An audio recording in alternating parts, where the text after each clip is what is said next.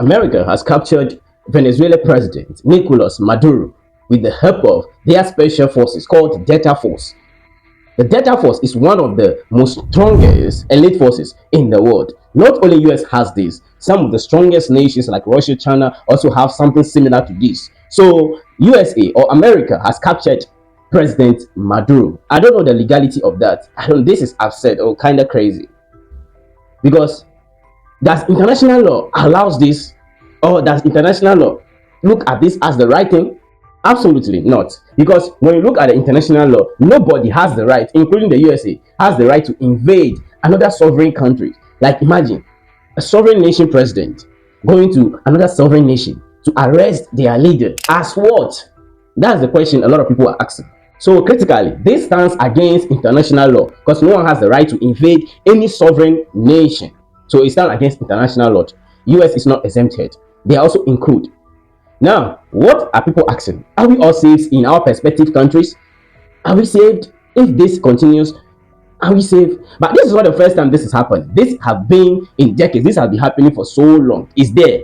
It's not a new thing that happens. So why are they not taking any action against the United States of America?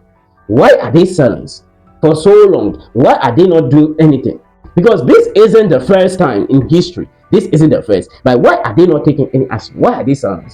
Now, before we continue, before we move on, let's get back in times. Let's rewind back in time and see what American presidents or Americans has done to some sovereign nations. And now some of them have been left devastated, destabilized till now. US has a long history of regime changes. Like what Trump is doing now, it's part of what American president always does or always do. And it seems like a business for these American presidents. It looks like a business for them. In 1953 in Iran, Prime Minister Mohammed Mozambique, democratically elected leader, but the Americans want to get rid of him, and they did. What did they want to get rid of him? Let's look at this. Because he does not serve America's interest. When I say he does not serve America's interest, that means there is an oil wealth in Iran, probably, and that oil was run by the British. So it's called the Anglo-Iranian Oil Company. It's a British firm, so it's being controlled by the British. They get the bigger bulk or bigger portion of the oil wealth. Once Iranian or Iran get the little portion of that oil wealth, the oil is for those people, but they get the little part of it. So this Mozambique, this president, the prime minister, said he wants to nationalize the Iran oil. He wants to nationalize it, and to serve the interest of Iranian. But the British was not in support of it. So Britain had appealed to America, asked for their help, and guess the response of America. They what? With the help of the CIA, they led a coup against Mohammed Mozambique. The first attempt, they failed, and the second, it was successful. And when it was successful, he was taken out of office, and Americans brought in to Western monarchy, Mohammed Reza Pahlavi, which the Americans brought in place of Mohammed Mozambique. And in 1954, in Guatemala, President Jacobo Arbenz introduced land reforms in the country, which actually hurt Americans' interest. So there's a company in Guatemala which is Americans' firm, United Foods. They own a lot of land in Guatemala. So when Jacobo Arbenz introduced the land reform, it hurt their interest. So critically, it hurt America's interest. So Americans want him out. So quickly, the CIA launched and trained 480 rebels and a fierce campaign. And even leaflets were dropped in the skies to take President Jacobo Arbenz out of the way. So the Guatemala army gave up without a fight. And a military officer supported by the United States of America came into power after Arbenz was taken out of the way. So in 1961, in Cuba, US wanted to replace Fidel Castro. So they orchestrated an invasion with the help of CIA, trained Cuban exile, and they failed. So and Castro came back stronger. But that failed coup attempt led to the 1962 Cuban Missile Crisis. You see what America has been doing to many sovereign nations? And then in 1963 in Vietnam, South Vietnam, USA supported coup against Diem Triggering. Why? They wanted to counter communism in the country, but the president Diem was not in support, was not helping them. So America decided to remove him, and they succeed. But it created a political vacuum and destabilized the South Vietnam till now.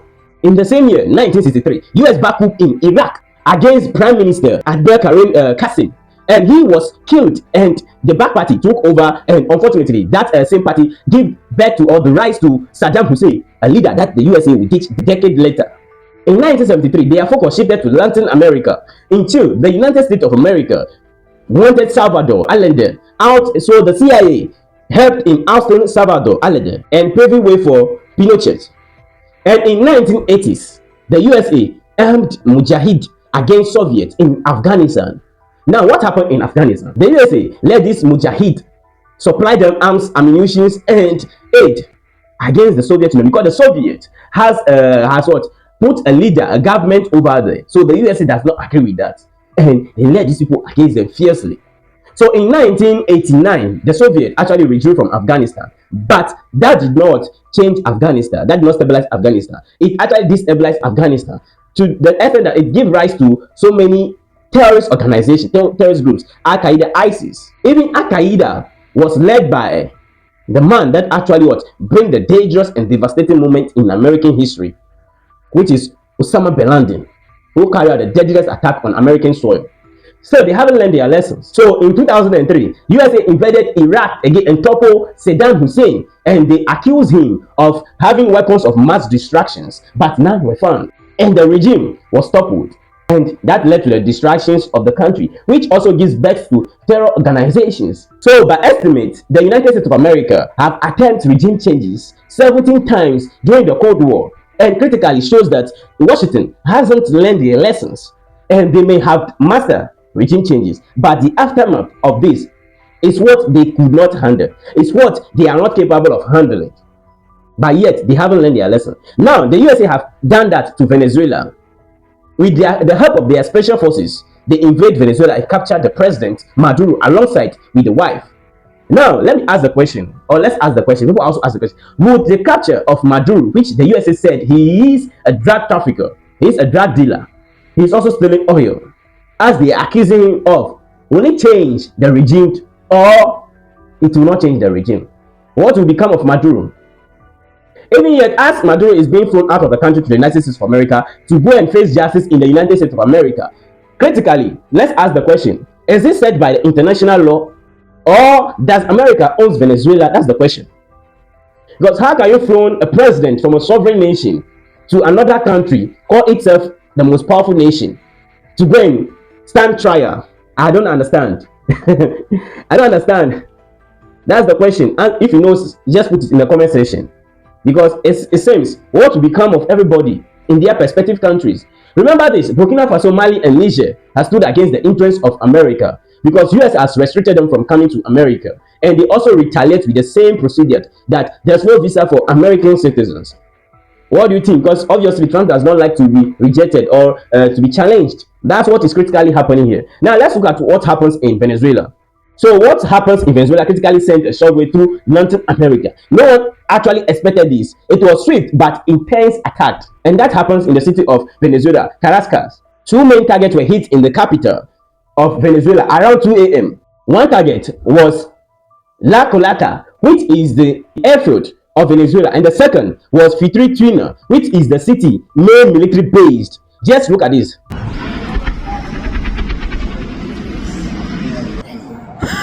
Amor.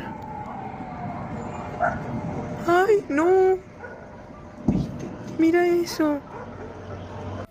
It was also said that the Venezuelan parliament was hit, the presidential palace was also hit, and nearby base with F-16 jets and Atio airport was also hit, damaged. So that was the report, what we are getting so far. And nonetheless, there was a video showing Americans jets in the airfield of Venezuela.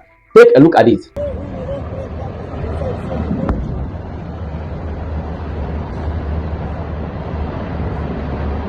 Mamá huevo, qué locura. Mocaí.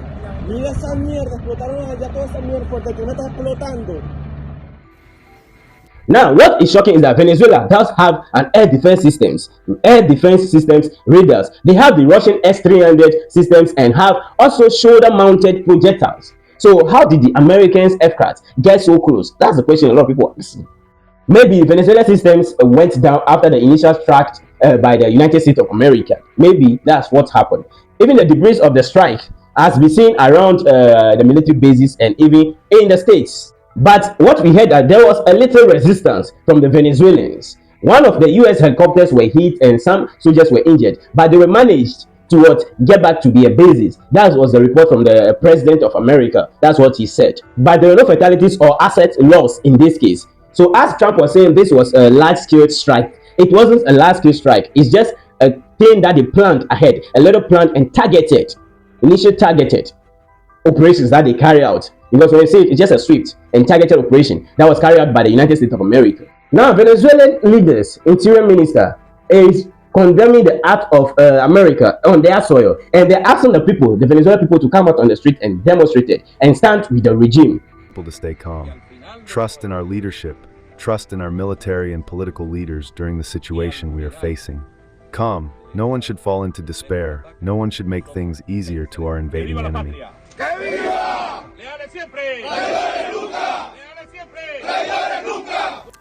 That's what Venezuelan leaders, that's the report from them. So right now, history has shown us that regime changes does not work. Do not work. Not in Latin America, not in Asia, or not in the world. But Donald Trump has made his decisions. So whatever comes out of it, it is the aftermath of what he has done, his decision, repeating the past of his predecessors, what his predecessors has done, and they were not held accountable for it. He has also repeated the same path. What will be the response of Russia and China? Because critically, Russia and China has a good relationship with Venezuela, and people are asking if they will retaliate against America. Not only that, Venezuela has gotten equipment from Russia and China to protect themselves, like air defense system, jet, armed trucks, and many more. Venezuela also has a strike treaty with Russia. So why Russia has not acted yet? That's the question. Because in September 2025, Venezuela National Assembly approved the first reading of Strategic Association and Cooperation Treaty with Russia.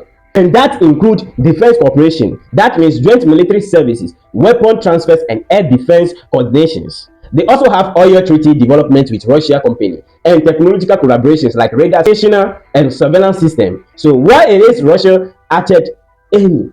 We have never seen Russia acting. It's very interesting also that we should know that the treaty that Venezuela has with Russia, it's not a mutual defense pact treaty. If it was a mutual defense pact treaty, then by now we can see that Russia will be retaliating against America, because it's like a NATO countries have that. They have that mutual defense pact. When you attack one nation, you attack the rest of the nations, like what the AES are doing. You see, so that's it. So people are asking, what will they be their retaliation? Because they have very good relationship with this country. If you say you're my friend and I'm in trouble, you can come and fight with me, then you're not my friend. There's no need for me being in good relationship with you at the first place. There's no need, because friends help friends when they are in need. A friend in need is a friend indeed. That was the statement that people have been saying. So why don't you help me? You see, that's the question people are asking. But the question still remains: is it the right thing? Is he against international law, or international law support this kind of act by the Americans? That you can go and invade a sovereign nation, capture their leader, claims he's going to stand trial in your country. As who? That was the question. As who? Who are you? You see, one of the things that I've been saying, that if you don't have military power, then you are a loose country. Imagine, can America try this on China? No, absolutely not. They won't dare. Can America try it on Russia? No, they wouldn't dare face to face. They wouldn't go, because they know the outcome. They know aftermath of what will be.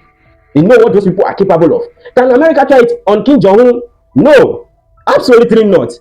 Because they know who are these people, what they are capable of. Because remember in times when America signed tariff on China goods, obviously it didn't go well with them. It didn't go well for him. So things change.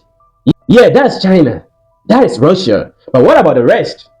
Because actually these people are exempted from this crisis. What about the rest of the nations? What would be their fate? That's the question a lot of people are asking. So when you have any idea, drop it in the comment section. But note that America has captured Maduro, president of Venezuela, alongside with his wife. We will see whatever develops. We'll drop it over here. Make sure you like this and subscribe to the channel. Peace and love. See you in my next video.